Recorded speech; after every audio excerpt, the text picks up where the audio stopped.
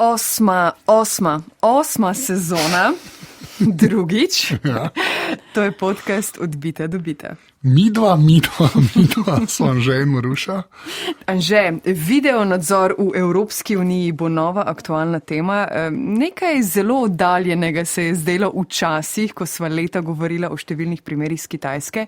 Potem pa ugotoviš, da se tudi pred domačim pragom veliko tega že dogaja, skratka prednosti, slabosti in regulacija.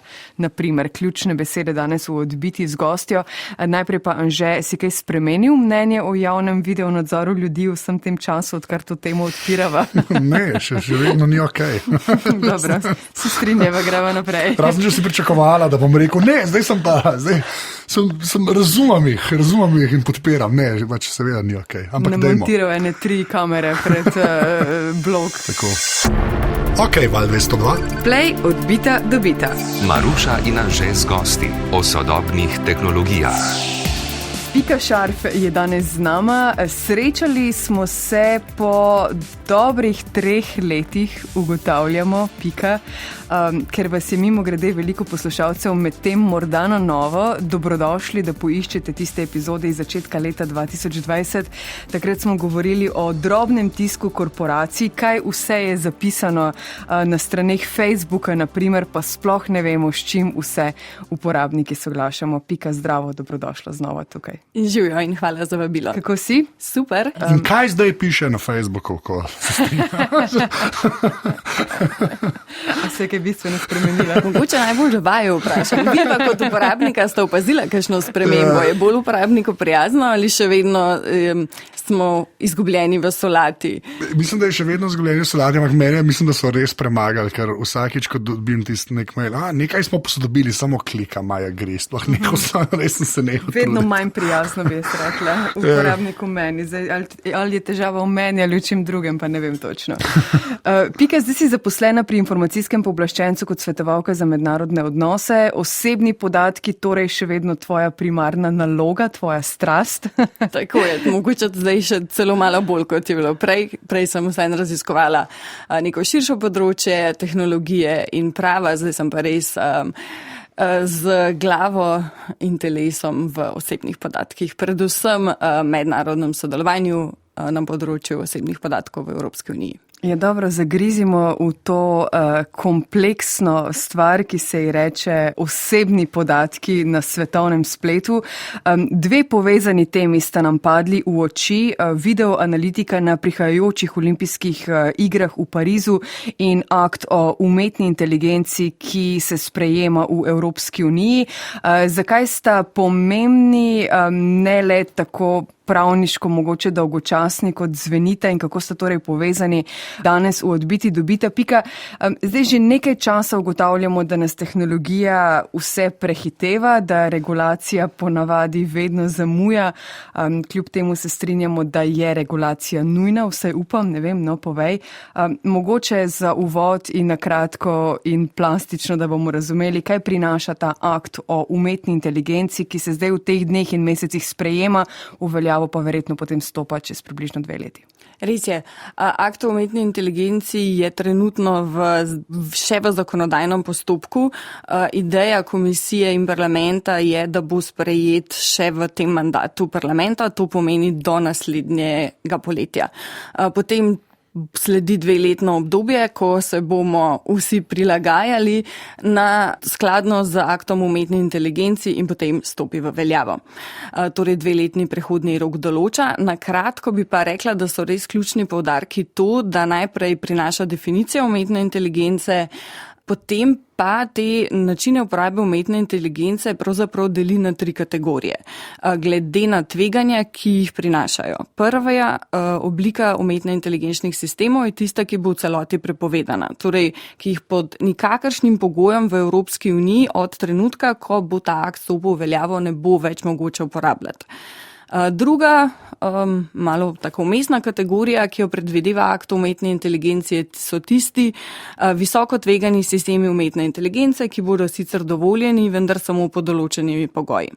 Tretji pa so tisti najbolj nesporni načini uporabe najmanj problematični, najmanj tvegani, ki pa bodo dovoljeni v vseh primerih pod določenimi predpostavkami, naprimer, da bodo transparentni, da bo nam kot uporabnikom vedno in v vsakem primeru jasno, da tak sistem uporabljamo. Se veseliš, si optimistična ali pesimistična? Sem optimistična. Optimistična sem zaradi tega, ker mislim, da ta akt z področja umetne inteligence potrebujemo. Varstvo osebnih podatkov je krasen začetek, naredi veliko, ne naredi pa vsega. Zaradi tega je sprejem akta o umetni inteligenci zelo dobrodošel in upam, da bojo tudi druge deli sveta sledili. To je akt, ki seveda velja samo na področju Evropske unije, ima podobno klauzulo kot splošna uredba o varstvu podatkov, torej tudi za sisteme umetne inteligence, ki bodo razviti drugod po svetu, pa jih bomo uporabljali tukaj v Evropski uniji, se bo uporabljal, pa vendar v vseh teh primerih je potem nadzor veliko bolj kompleksen, veliko težji. Dajmo sam malo strašiti. Kaj je tisto prvo vedro, ki si rekla, glede na tveganje, ki bo absolutno prepovedano, kar se Evrope tiče? Tam, kjer Evropska unija reče absolutno ne. Kaj spada? Napovedovanje prihodnjih izvršitev kaznivih dejanj, naprimer, potem različni... Mi dejansko imamo zdaj zakonodajo pripravi, ki se z Minority Reportom ukvarja. To je ta film od Toma Cruisa, kjer so vnaprej napovedovali. Ne hočem samo reči, res živimo v prihodnosti, se opravičujem, povej naprej, ampak meni je noro, ker je to resna debata, da se pogovarjamo, da se že razmišlja o tem že na zakonodajnem nivoju. To je meni noro. Napovedovanje čustev na nekaterih področjih in uporaba, naprimer, mislim, da je šolstvo problematično in podobne uporabe. Potem je pa ena zelo sporna debata, kjer pa trenutno še parlament in komisija stojita na diametralno nasprotnih stališčih in o katerih se bomo pravzaprav mi tudi danes pogovarjali. In to je pametna videoanalitika oziroma spremljanje preko videa v realnem času in analiza oziroma aplikacija z biometričnih podatkov in identifikacija teh posameznikov. Zdaj to v aktu umetne inteligence je to navedeno tako na dolgo in na široko, da tudi v sanjah tega žal ne znam ponoviti, ampak v kratkem, to je ena izmed uporab, ki v tem trenutku še visi v zraku. Torej, komisija stoji na stališču, da je to uporaba, ki jo v Evropski uniji nujno potrebujemo in to tudi Francija zdaj uzakonja z zakonom, ki je, če se ne motim, začel veljati marca in se bo začel uporabljati že letos na svetovnem prvenstvu v ragbiju, če se ne motim, gotovo pa naslednje leto na olimpijskih igrah. Po drugi strani pa Evropski parlament stoji na popolnoma nasprotnem stališču, je glasnik varstva človekovih pravic in zagovarja stališče, da takšna uporaba pravzaprav v Evropski uniji nima kaj iskati in bi morala biti prepovedana. Mislim, kaj pa je glavni argument ali osrednji argument komisije za to stališče? Ker vedno je nek PR moment, se zgodi pri teh, pa me res zanima, kaj navajajo kot to pa res potrebujemo, ker... Kot je kar nekaj drugih podobnih rešitev, ki temeljijo na biometričnih podatkih, je običajno argument zagotavljanja varnosti. Torej, isti argument, ki ga poslušamo že od terorističnih napadov 11. septembra, zaradi zagotavljanja varnosti nas kot skupnosti se mora vsak od nas pravzaprav odpovedati enemu majhnemu deležu svoje zasebnosti, zato da bomo kot družba varnejši. Samo da je nujno majhne.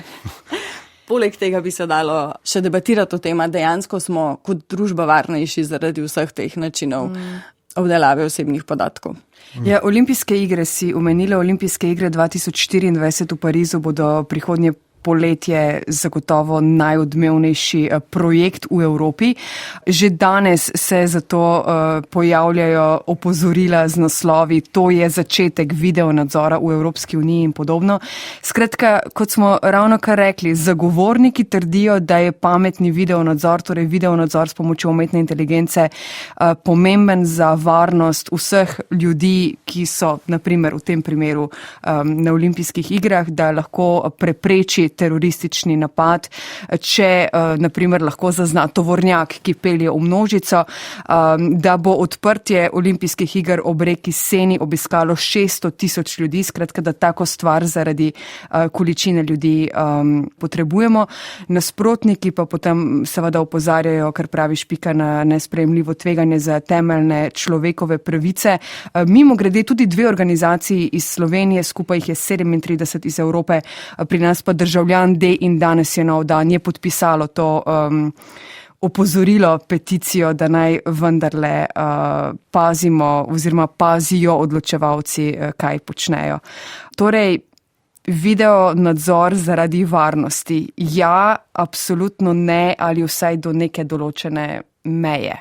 Če morda zdaj malo pravniškega stališča pogledamo, gotovo je, da takšen video nadzor predstavlja poseg v naše pravice. Ampak niso vsi posegi v temeljne pravice nedopustni, pod določenimi pogoji so običajno takšni posegi vseeno tudi v Evropi dovoljeni. Pa vendar morajo izpolnjevati določene pogoje. Kot prvo morajo biti primerni za to, da se tak cilj doseže, biti morajo nujni, torej omejeni na tisto, kar je res nujno potrebno za to, da se ta cilj doseže, in pa sorazmerni. Meni se pravzaprav postavljajo vprašanja glede vseh 3 pogojev, že glede primernosti. Namreč takšni sistemi videonadzora, saj študije iz tujih držav, kjer jih že uporabljajo, kažejo na to, da imajo številne pomanjkljivosti. Torej, da ni nujno, da takšni sistemi zares lahko dosežejo cilj, ki ga zasledujejo, torej zagotavljanje večje varnosti. Če se mogoče opremo na ta primer videoanalitike na olimpijskih igrah, francoska vlada trdi, da pravzaprav te sistemi ne bodo temeljili na tem, da bojo poskušali identificirati neke sumljive posameznike, kot na nekih watch listah, torej na seznamih teroristov, in potem primerjali njihovih obrazov s temi ljudmi na olimpijskih igrah, vendar naj bi temeljili zgolj na tem, da analizirajo vedenje množice in znotraj te množice identificirajo neke sumljive dogodke.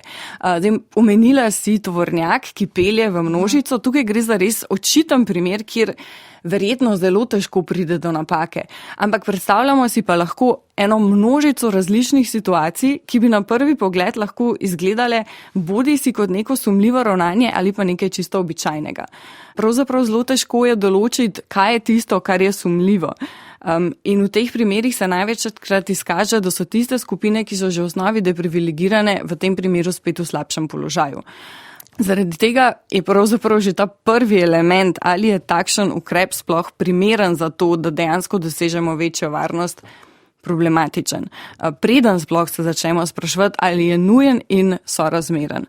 Druga stvar, ki jo mogoče treba izpostaviti in je meni pravzaprav zelo ljuba, je, da gre v tem primeru zopet za nekaj zelo podobnega, kot so bile tiste aplikacije za prepoznavanje stikov v času covida.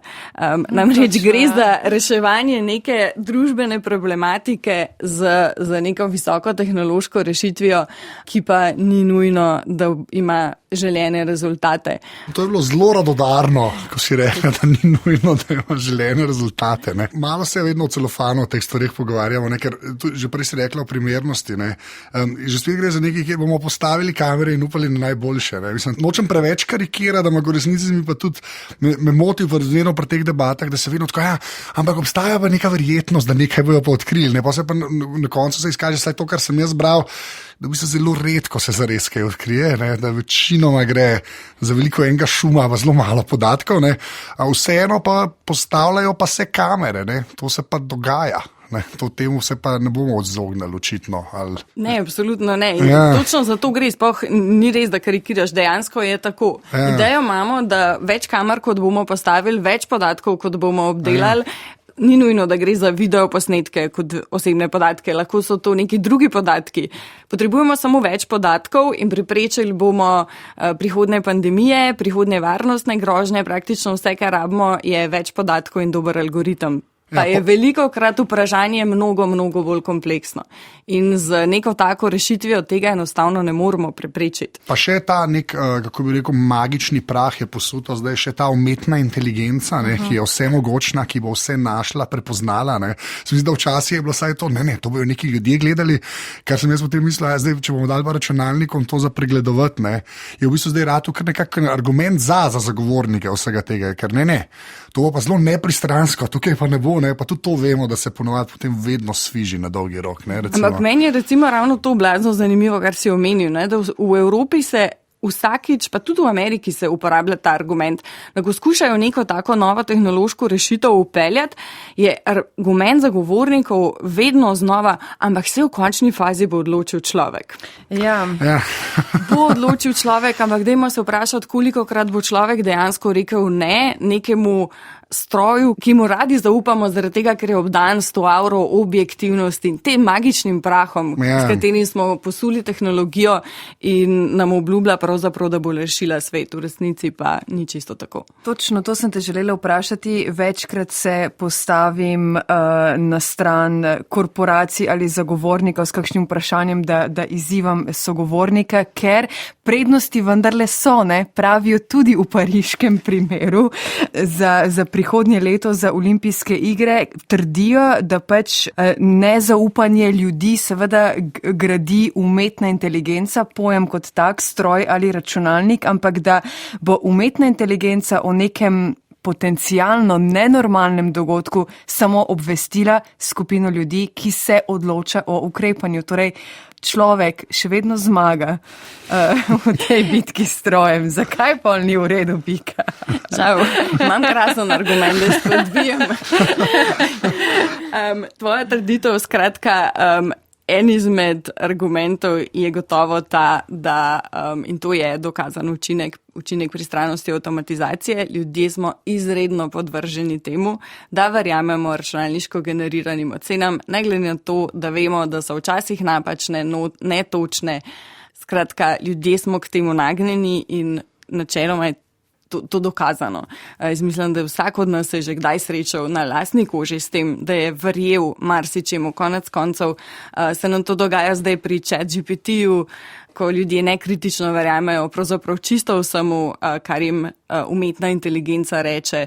Tako da jaz se ne bi pretirano zanašala na te človeške odločevalce, ki bodo potrjevali odločitve umetne inteligence, ker tudi oni so samo ljudje. Tudi oni bodo najverjetneje večkrat potrdili kot ne odločitev stroja in po drugi strani moramo pomisliti tudi na to, da v primeru, da se odločijo, da ne bodo sledili tej odločitvi računalniško generirani o oceni varnosti, pravzaprav to za njih pomeni večje tveganje, ker v primeru, da se bodo zmotili, ima lahko to zelo hude posledice.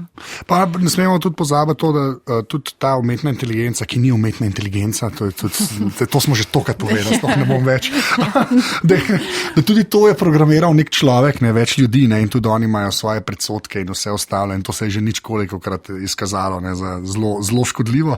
Me pa ena stvar zanima, zdaj, ko si ChatGPT oziroma GPT, kot mu mi pravimo, omenila, prejšnji so imela tukaj ministrico in je rekla, da v bistvu ta akt o umetni inteligenci, te generativne struje, bomo rekli, sploh ne zajema v neki resni količini, ker ta revolucija se je res zdaj zgodila v zadnjem letu, to se pripravlja zdaj že kar par let.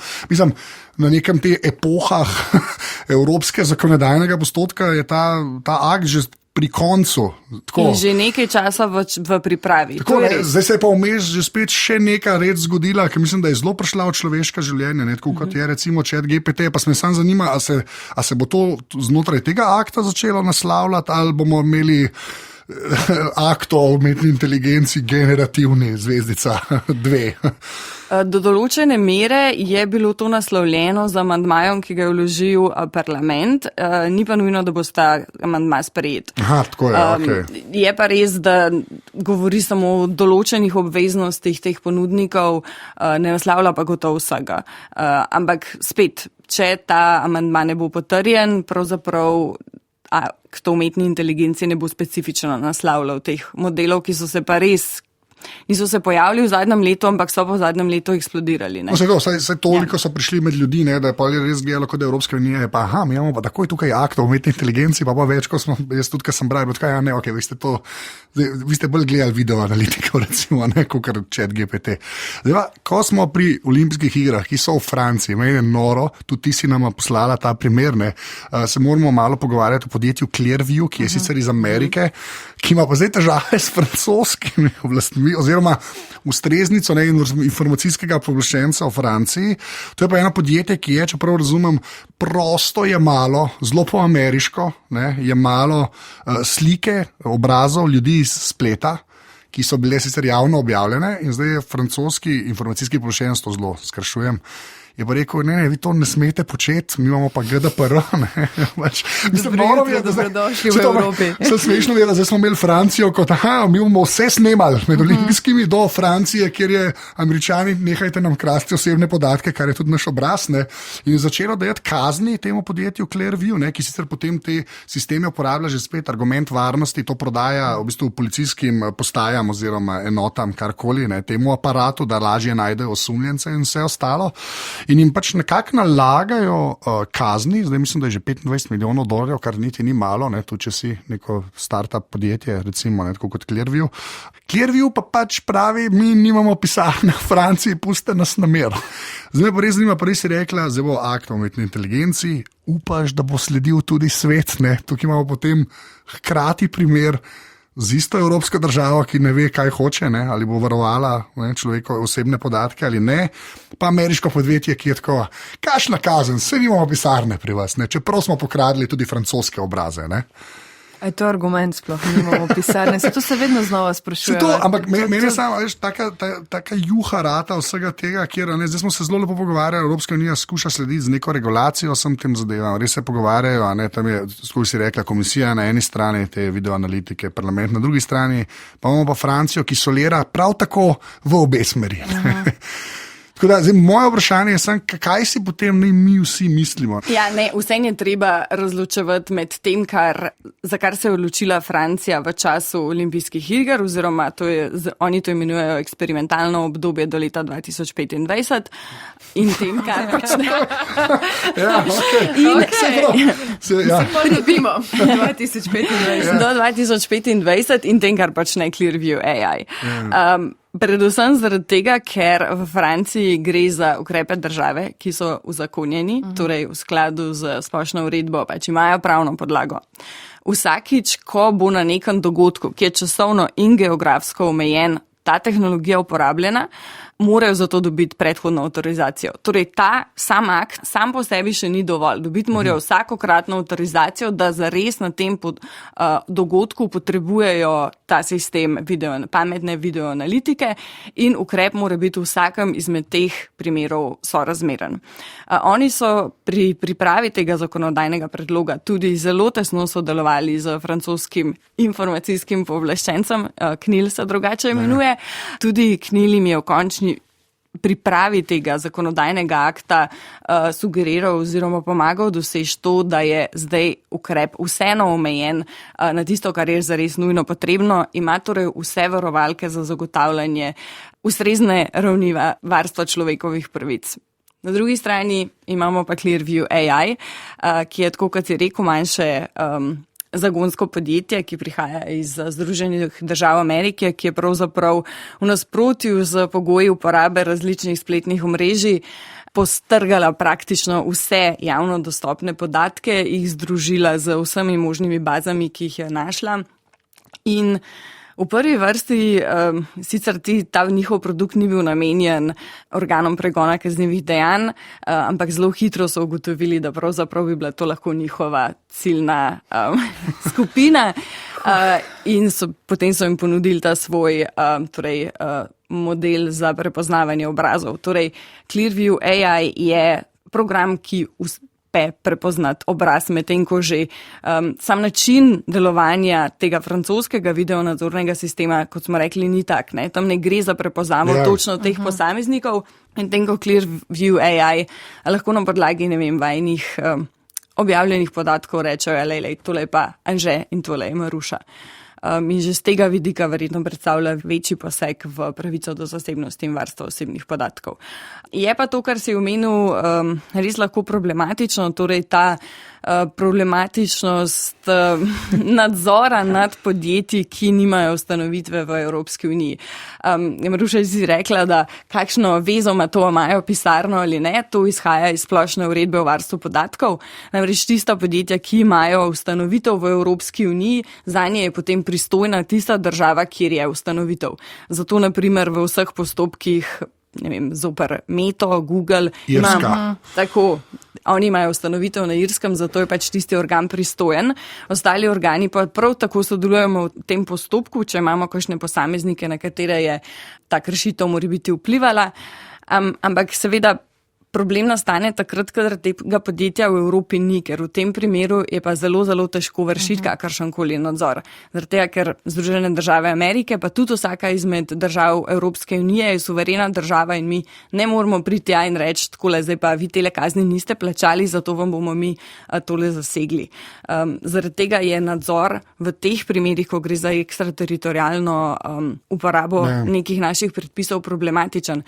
Ampak vseeno sistem, ki ga imamo v Evropski uniji, ni tako zelo slab. Pač je začetek nekega sodelovanja med nadzornimi organi in je gotovo precej boljše kot to, da tega ne bi bilo. Smo na poti do neke točke, ko se bo mogla Evropa, pa potem gremo reči Kitajska, pa na drugi strani Amerika, ne, ko se bojo mogle te tri enote, pa še kdo obstaja na svetu, da nam nasraven, ne, nekaj se bo treba zmeniti in glede videoanalitike in umetne inteligence in osebnih podatkov, ne? In a si tukaj tudi optimistka?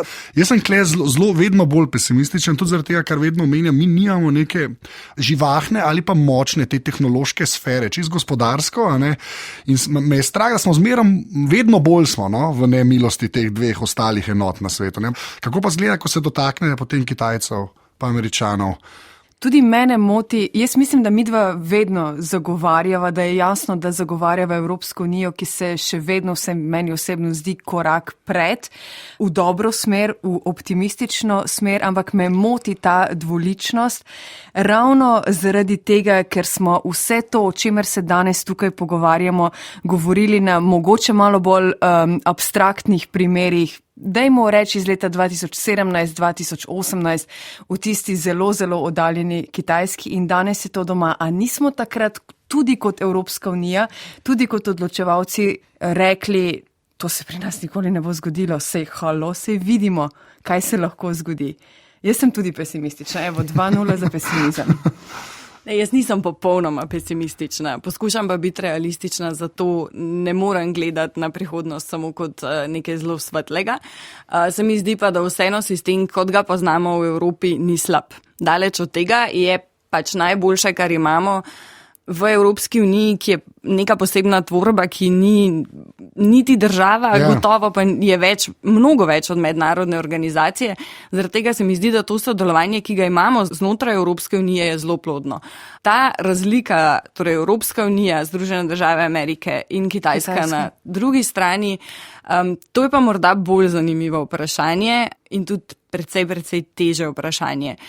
Gotovo je treba imeti v mislih to, da gre na obeh straneh za zelo različno, predvsem pri Kitajski, za zelo različen praven sistem od našega. Oni ne poznajo sistema človekovih pravic in svoboščin, kot ga poznamo mi, in njim pravzaprav pravica do zasebnosti in varstva osebnih podatkov, ki je nam pravzaprav sveta, njim nič ne pomeni. Zaradi tega je zelo težko izhajati iz istega izhodišča, ker ne izhajamo iz istega izhodišča. Vsak od teh treh pravnih redov izhaja iz zelo, zelo različne osnove in je težko priti do nekega konsenza na mednarodnem nivoju. Zato mislim, da saj, ko govorimo o umetni inteligenci, če bo prišlo do kakšnih soglasij na svetovni ravni, jih morda, ampak to zdaj res so moje napovedi, moje osebne napovedi. Lahko si malo stradamo sklete, bo res ali ne. Edina možnost, ki jo vidim morda tako na svetovnem nivoju glede umetne inteligence, bi bila kakšna prepoved na ravni UN-a z vidika uporabe avtonomnih orožij. To je tudi ena izmed tem, ki je relativno močna, saj na tem forumu, se pravi v okviru Združenih narodov, ampak da bi se pa svet kot tak s temi 3 velesilami, Združenimi državami Amerike, Evropo in Kitajske poenotil glede drugih stvari, predvsem glede vprašanj povezanih z zasebnostjo, pa jaz mislim, da ni nobene variante.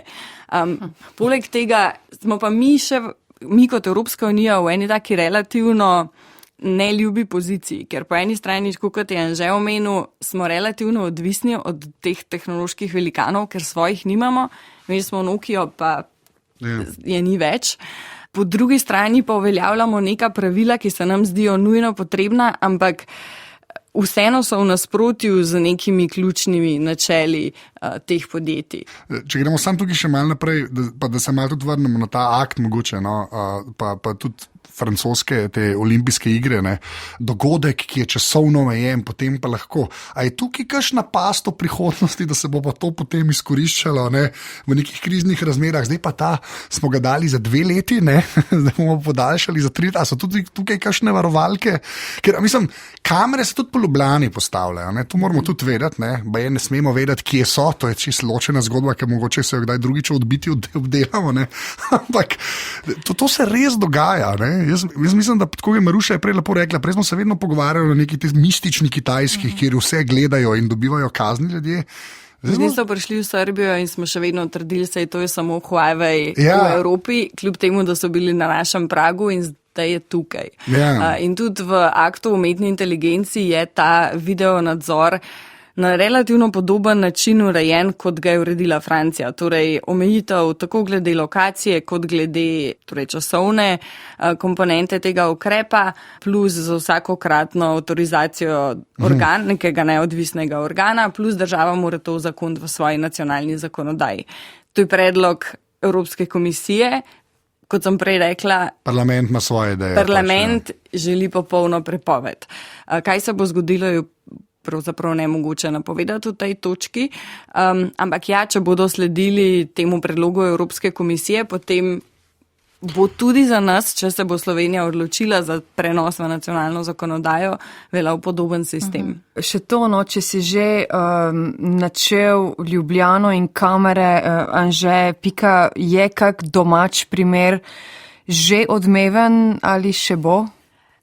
Žal tega pa tudi zaradi narave svojega dela ne smem komentirati. Prav. Anže, na koncu moramo poudariti, kam vse vabiva najne poslušalce. Ja, obstaja Discord od bita do bita. Pridite, pogovarjamo se. Pika pridi. Tako, tu vabljena. Z veseljem. Najbrž Discord brez umetne inteligence, ne vem, če se kje uporablja. In pa tam lahko tudi postavite kakšno vprašanje, pa v zapiskih je tudi obrazac, kjer lahko postavite vprašanje in enega imamo danes in Maruša ga bo prebrala. Ja, ko smo že pri tem, sva rekla, da lahko odgovoriva na kakšno še neodgovorjeno vprašanje iz tistega seznama. Izbrala sva Nežino vprašanje in Neža bo zaradi tega dobila en odbit kuli in eno nalepko. Skratka, splača se postaviti kakšno vprašanje, sploh če imate kakšno dilemo. V bistvu, odlično vprašanje, ker antivirusni programi na telefonu niso nekaj vsakdanjega, včasih so bili, ampak takrat, ko smo govorili o domačih računalnikih, skratka Neža sprašuje, če ja ali če ne, če ja, kateri. Doma so namreč debatirali o tem, kako nevarno ali varno je imeti mobilno banko na telefonu, ki nima neke zaščite, naprimer nekega antivirusnega programa. Ta nezaščiten telefon pomeni to, da je brez antivirusnega programa, ker nezaščiten telefon tudi pomeni, da imaš telefon, kjer nimaš neke kode. Tako da, tam je nevarno imeti banko gor na telefonu, ki ga lahko odklene kdorkoli. Ja, to je res. To je ena stvar, kar se pa antivirusnih tiče, pa jaz jih absolutno odsvetujem, ker so te mobilni operacijski sistemi narejeni po enem dokaj drugačnem principu. Sicer je Android nekako bolj odprt, pa ni to prava beseda kot od Apple iOS, ampak načeloma je tako, da Zelo poslušujem, ampak to, kar velja, je tako, da te aplikacije vsaka deluje, temu se reče sandboxing strokovno, ker pomeni, da vsaka aplikacija deluje samo znotraj svoje aplikacije. Zato je treba tudi za vsake aplikaciji dovoljevati slike in lokacijo in vse ostalo in niso tako. Ni to tak Teksas, kot je na domačih računalnikih, kjer aplikacije vidijo tudi kakšen del sistema, ki mogoče ni najbolj pametno. Tudi tam se to vedno bolj zapira, ampak ja, na telefonih so pa res bolj potrata časa, resursa in denarja, če boh ne da in njega plačuvati. Ampak ja, ker je tudi tako, da dejansko vse aplikacije, ki so v Google Play Store pa v Apple App Store, so že tam pregledane. Seveda pride tudi kaj čez, ki ne bi smelo, ampak je potem na ravni operacijskega sistema veliko bolj omejeno. Mislim, jaz res ne vidim smisla. Vse ljudje trudijo jih prodajati, to sem videl. Ne, pa tudi mislim, da ta velika imena, zdaj narekovaje delam iz sveta osebnih računalnikov, se tam pojavljajo, ampak jaz jih res odsvetujem in res ne priporočam. Skratka, Neža, bolje kot antivirusni program na telefon je dobro spremljati posodobitve operacijskega sistema in telefon redno update, torej posodabljati. In imeti nek način zaklepanja telefona. Jaz sem zelo jezen, zato da še vedno spoznavam ljudi, ki meni se ne da, mi je lažje, ker odklem, to je meni novo. Ker kaj bo pa meni kdo gleda, da je nekino? Pa imaš banko gor, mam, okay. Ej, Pika, kolikokrat pa to slišiš, pa naj imajo moje podatke. Jaz nič ne skrivam. Vsakič znova se zgrozim. Ja. Pika, hvala, da si prišla. Hvala še enkrat za vabilo. Zadnje vprašanje, pa rečemo, Dio. A zdaj, ko hodiš po Ljubljani, vem, da nisi imela odgovoriti na vprašanje, ampak ko hodiš po Ljubljani, a večkrat pogledaš gor? Sem to rekel, če je kje kakšna elektronika. Na prehodu za imam v roki parnih na dan telefon, mislim, da te kamere na ulici me verjetno lahko manj motijo kot tista na telefonu in računalniku. Zmeren. Pika Šarf, hvala, da si prišla v Odbite dobite. Se vidimo in se slišimo. Hvala vama. Čau. Čau.